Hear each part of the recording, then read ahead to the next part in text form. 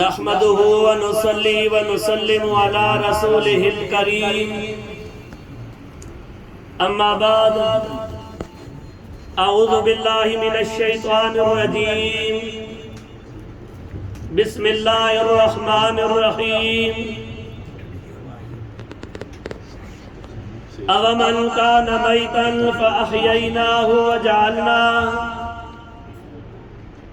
وَجَعَلْنَا لَهُ نُورًا يَمْشِي بِهِ فِي النَّاسِ قال النبي صلى الله عليه وسلم تبرك بالقرآن فإنه كلام الله تعالى وخرج منه او کما قال علیہ الصلاة والسلام صدق اللہ مولانا العظیم وصدق رسوله النبی الأمی الکریم ونحن على ذلك لمن الشاہدین والشاکرین والحمد للہ رب العالمین۔ میرے واجب الاحترام قابل صد احترام حضرات علماء کرام اور میرے معزز ساتھیوں بزرگوں، آج میں اور آپ تکمیل قرآن کریم کی مجلس جس کا عنوان انقلاب قرآن کانفرنس ہے، اس مجلس میں ہم شریک ہیں۔ 4 بچوں نے حفظ قرآن مکمل کیا ہے، جس میں استاذ العلماء استاذ الحفاظ حافظ محمد نعیم صاحب کے صاحبزادے طلحہ کا بھی ختم قرآن ہے۔ تمام بچوں کے والدین، ان کے عزیز و اقارب، ان کے رشتہ دار، اس مدرسہ کے استاد خصوصاً قاری محمد علی قاسمی صاحب دامت برکاتہم، اور اس مدرسہ کی انتظامیہ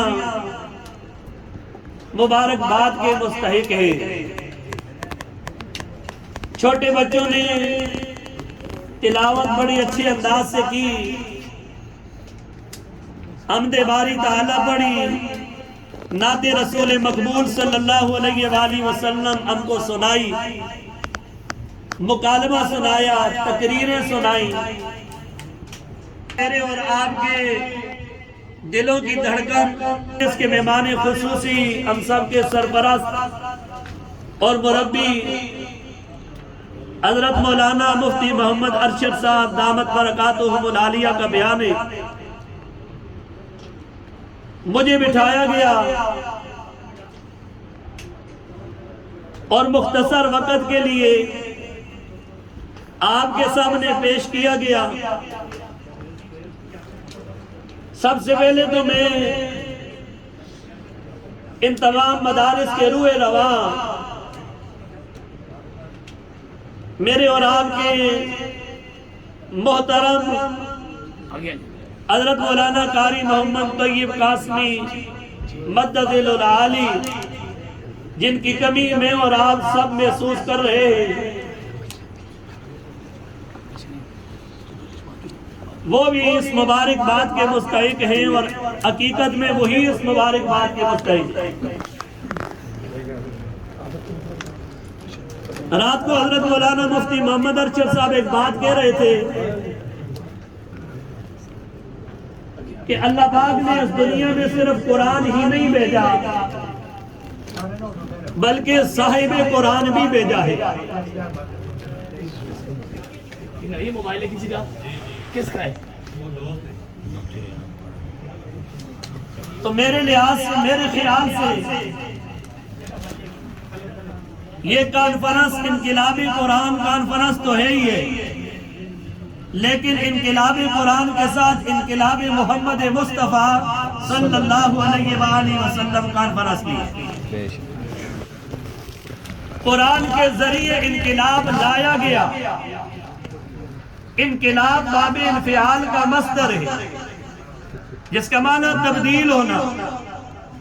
صحابہ کی زندگیاں تبدیل ہوئی اس قرآن پاک کے ذریعے۔ فرش پہ بیٹھنے والوں کو عرش تک پہنچایا گیا، کار مذلت میں پڑے ہوئے لوگوں کو اوج ثریا تک پہنچایا گیا، بھٹکے ہوئے لوگوں کو ہدایت کا راستہ دکھایا گیا۔ دکھانے والے کون ہیں؟ جناب محمد مصطفیٰ صلی اللہ علیہ وآلہ وسلم ہے۔ اور آپ کی محنت کا محور اور مرکز، جن لوگوں کے اوپر آپ نے محنت کی ہے اور ان لوگوں نے اس محنت کا عملی نمونہ پیش کیا، جس طرح یہاں پر قاری محمد علی قاسمی صاحب نے محنت کی ہے، بچوں نے آپ کے سامنے اس محنت کو دکھایا ہے، عملی نمونہ پیش کیا۔ میرے محبوب صلی اللہ علیہ وآلہ وسلم نے محنت کی ہے، صحابہ نے اس محنت کا عملی نمونہ پیش کیا۔ صحابہ نے دکھایا کہ میرے نبی نے کیسی محنت کی ہے، صحابہ کی زندگیوں میں تبدیلی کیسے آئی، صحابہ کی زندگیوں میں چینجنگ کیسے آئی۔ وہ صحابہ جن کو کوئی بھی نہیں جانتا تھا، جن کو کوئی بھی نہیں جانتا تھا، آج 1400 سال کے بعد بھی ان کا نام اگر زندہ ہے تو یہ انقلاب قرآن ہے، یہ انقلاب محمد مصطفیٰ ہے۔ سبحان اللہ۔ میرے خیال میں جن بچوں کے والدین نے، جن بچوں نے یہاں پر ختم قرآن کیا ہے، ان کے والدین کے لیے اس سے بڑی سعادت، اس سے بڑی خوشی اور کوئی نہیں ہے، اس سے بڑی خوشی کوئی نہیں ہے۔ یہ سب سے بڑی سعادت ہے، یہ سب سے بڑی خوشی ہے، اور اس سے بھی بڑی سعادت یہ ہے کہ جب وہ بچہ نماز تراویح میں اللہ کا قرآن سناتا ہے، والد پیچھے کھڑے ہو کر کے اللہ کا قرآن سنتا ہے اور زبان سے کیا کہتا ہے؟ حاضر پیچھے اس امام صاحب کے۔ سبحان اللہ جی۔ امام کون ہے؟ امام تیرا بیٹا ہے۔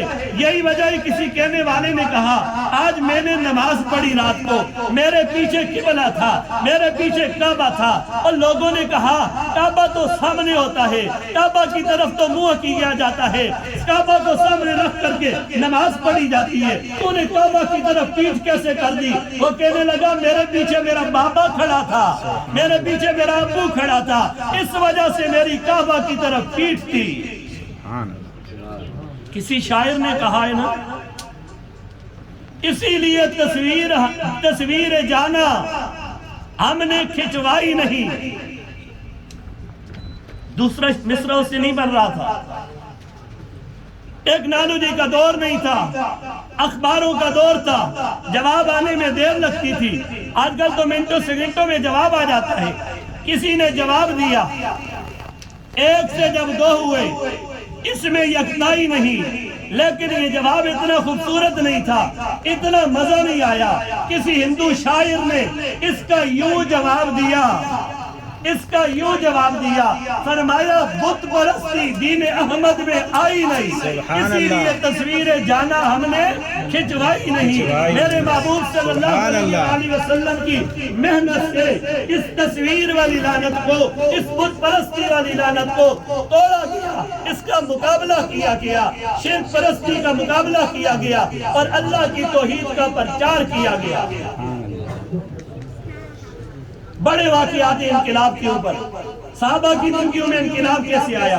حضرت عمر رضی اللہ تعالیٰ عنہ کا واقعہ۔ حضرت عمر کون تھے؟ 40ویں نمبر پر اسلام لاتے ہیں، کلمہ پڑھتے ہیں، نمبر دوسرا بن جاتا ہے۔ یہ انقلاب قرآن میں یہ تو کیا ہے؟ حضرت عمر کی زندگی میں جو تبدیلی آئی وہ قرآن کی برکت سے آئی، قرآن سننے سے آئی۔ سب سے پہلی آیت کریمہ جس سے حضرت عمر رضی اللہ تعالیٰ عنہ کے کانوں کے اندر رس بول دیا، وہ آیت کریمہ تھی اللہ لا الہ الا ہو لہ الاسماء الحسنی۔ اور پھر دوسری آیت کریمہ جس کی برکت سے حضرت عمر کا دل بھی موم ہو گیا، وہ ایمان کی دولت سے مالا مال ہو گئے۔ وہ آیت کریمہ تھی اننی انا اللہ لا الہ الا انا فاعبدنی، بے شک میں اللہ ہوں، میرے سوا کوئی معبود نہیں ہے، میں اکیلا ہوں، میں یکتا ہوں، میں وحدہ لا شریک ہوں، میرے سوا کوئی حاجت روا نہیں ہے، میرے سوا کوئی مشکل کشا نہیں ہے، میرے سوا کوئی بگڑی بنانے والا نہیں ہے، عزت و ذلت کا مالک میرے سوا کوئی نہیں ہے، موت و حیات کا مالک میرے سوا نہیں ہے، میں ہی اللہ ہوں، لا الہ الا انا فاعبدنی، میری ہی عبادت کرو، مجھ ہی سے مانگا کرو۔ یہ حضرت عمر کی زندگی میں تبدیلی آتی ہے۔ تبدیلی کیسے آتی ہے؟ حضرت عمر رضی اللہ تعالیٰ عنہ ہوا کو حکم دیتے ہیں، ہوا حکم مانتی ہے، کہتے ہیں یا ساریت الجبل، خطبہ تو مسجد نبوی میں دے رہے، خطبہ تو مسجد نبوی میں دے رہے، آواز نکالتے ہیں یا ساریت الجبل، ہزاروں کلومیٹر دور یہ آواز جاتی ہے، یہ انقلاب قرآن ہے، زلزلہ آتا ہے، حضرت عمر زمین پہ پاؤں مارتے ہیں، زمین رک جاتی ہے، یہ انقلاب قرآن ہے۔ حضرت عمر رضی اللہ تعالیٰ عنہ کے زمانے میں آگ آتی ہے، حضرت عمر رضی اللہ تعالیٰ عنہ تمیم داری کو حکم دیتے ہیں آگ کو روکو، وہ اپنے اس کپڑے کے ساتھ آگ کو ایسے مارتے ہیں، آگ کو مارتے ہیں، آگ پیچھے چلی جاتی ہے۔ یہ انقلاب قرآن نہیں ہے تو کیا ہے؟ دریائے نیل کو حکم دیتے ہیں کہ اگر تو اللہ کے حکم سے چلتا ہے تو چلنا شروع کر، اور اگر تو لوگوں کے حکم سے یا تو اپنے حکم سے چلتا ہے تو تو بند ہو جا، تیرے چلنے کی ہمیں ضرورت نہیں ہے۔ آج تک وہ دریا نہیں رکا، یہ انقلاب قرآن نہیں ہے تو کیا ہے؟ سبحان اللہ، ماشاءاللہ۔ ایک صحابی کا واقعہ، حضور صلی اللہ علیہ وآلہ وسلم نے فرمایا قرآن اگر سیکھنا ہے تو 4 لوگوں سے سیکھو۔ حضرت مفتی صاحب یہ کہا فرما رہے ہیں عبداللہ ابن مسعود رضی اللہ تعالیٰ عنہ سے قرآن سیکھو، اور آج اگر میں کہوں تو غلط نہیں ہوگا، قرآن اگر سیکھنا ہے تو قاری محمد علی قاسمی سے سیکھو، قاری محمد عویس صاحب سے سیکھو۔ حضرت عبداللہ ابن مسعود رضی اللہ تعالیٰ عنہ سے قرآن سیکھو، حضرت ابی ابن کعب رضی اللہ تعالیٰ عنہ سے قرآن سیکھو، سالم مولا خدیفہ رضی اللہ تعالیٰ عنہ سے قرآن سیکھو۔ ان کی زندگی کا ایک واقعہ کہ حضرت سالم کون تھے، کیسے قرآن نے انقلاب لایا، حضرت سالم کہاں سے کہاں چلے گئے۔ کہتے ہیں کہ ایک یہودی بزنس مین تھا جس کا نام سلام بن جبیر تھا، مدینہ طیبہ کا رہنے والا تھا۔ یہی واقعہ میں بیان کر کے بات ختم کروں، توجہ سے سننا۔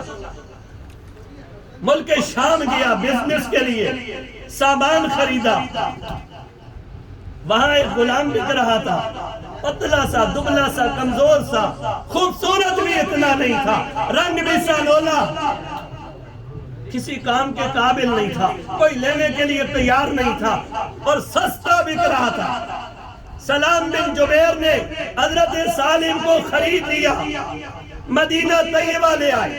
کہتے ہیں یہ اصل میں غلام نہیں تھے، کسی نے اغوا کر لیا تھا، اغوا کر کے غلام بنا لیا تھا، شام کی منڈیوں میں بیچ دیا تھا، بک کر کے مدینہ طیبہ آ گئے۔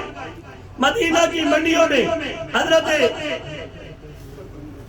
سالم رضی اللہ تعالیٰ کھڑے ہو گئے، آقا نے کہا یا کھڑے رہو۔ بزنس کا سامان تو بک گیا، لگے ہاتھوں بک گیا، نفع کے ساتھ بک گیا، لیکن حضرت سالم کو خریدنے کے لیے کوئی نہیں آیا، لوگ مول بھی نہیں دیتے تھے، نفع تو بہت دور کی بات ہے، مول بھی نہیں ملتا تھا۔ آقا نے کہا کھڑے ہو جاؤ، حضرت سالم کھڑے رہے، 3 دن بھوک کی حالت میں، پیاس کی حالت میں، گرمی اور دوپہر کی گرمی میں کھڑے رہے، بھوک بھی برداشت کی، پیاس بھی برداشت کی، گرمی بھی برداشت کی، اپنی جگہ سے ہلے نہیں، کیونکہ آقا کا حکم تھا۔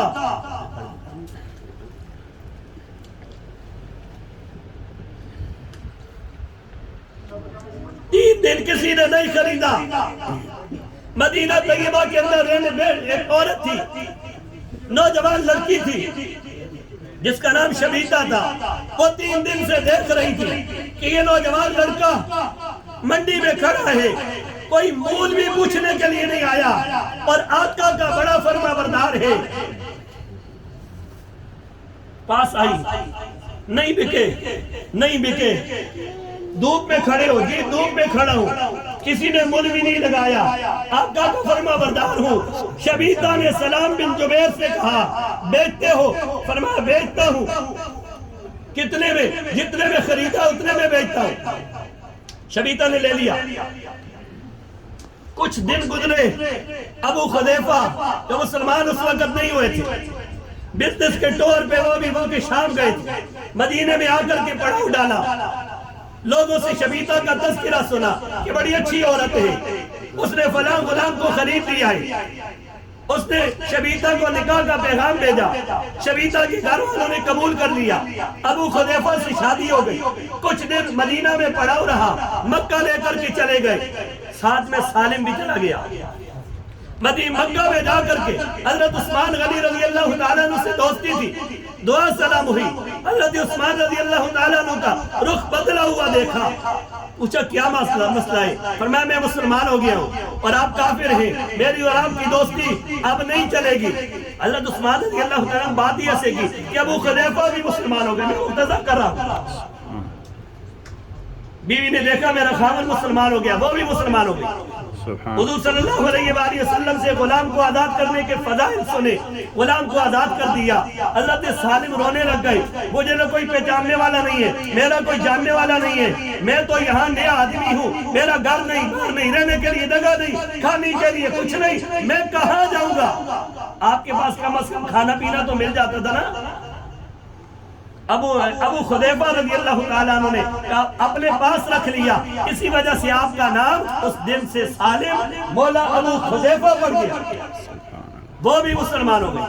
حضور صلی اللہ علیہ وآلہ وسلم کی مجلس میں آنا جانا، بیٹھنا اٹھنا شروع کر دیا، حضور سے قرآن سیکھنا شروع کر دیا، قرآن سیکھا اور سیکھ کر کے اس درجے میں گئے کہ میرے نبی پاک صلی اللہ علیہ وآلہ وسلم نے ایک حدیث میں فرمایا الحمدللہ الذی جعل فی امتی مثل ھذا، تمام تعریفیں اس اللہ تعالیٰ کے لیے ہیں جس اللہ نے میری امت میں اس سالم جیسے شخص کو پیدا کیا ہے۔ سبحان اللہ۔ اور ایک روایت میں حضور نے فرمایا، میں گواہی دیتا ہوں اس بات کی کہ حضرت سالم کے دل میں اللہ کی محبت شدید تر ہے۔ سبحان اللہ۔ یہ حضرت سالم کو مقام ملا تو قرآن کی برکت سے ملا، قرآن سیکھنے سے ملا، ان کی صلاحیتوں کو میرے نبی نے ظاہر کیا۔ یہ انقلاب قرآن نہیں ہے تو پھر کیا ہے؟ سبحان اللہ۔ کہ میرے نبی نے فرمایا 4 لوگوں سے، 4 شخصوں سے قرآن سیکھو، 4 صحابہ سے قرآن سیکھو، جس میں ایک نام سالم مولا ابو حذیفہ کا بھی ہے، جس کو کوئی پہچانتا نہیں تھا، جس کو کوئی لیتا نہیں تھا، جس کے اندر خوبصورتی نہیں تھی، لیکن جب قرآن پڑھنا شروع کیا اللہ نے فرش سے اٹھایا، عرش پہ پہنچا دیا۔ سبحان اللہ۔ آخر دعوانا الحمدللہ۔ ماشاءاللہ اللہ۔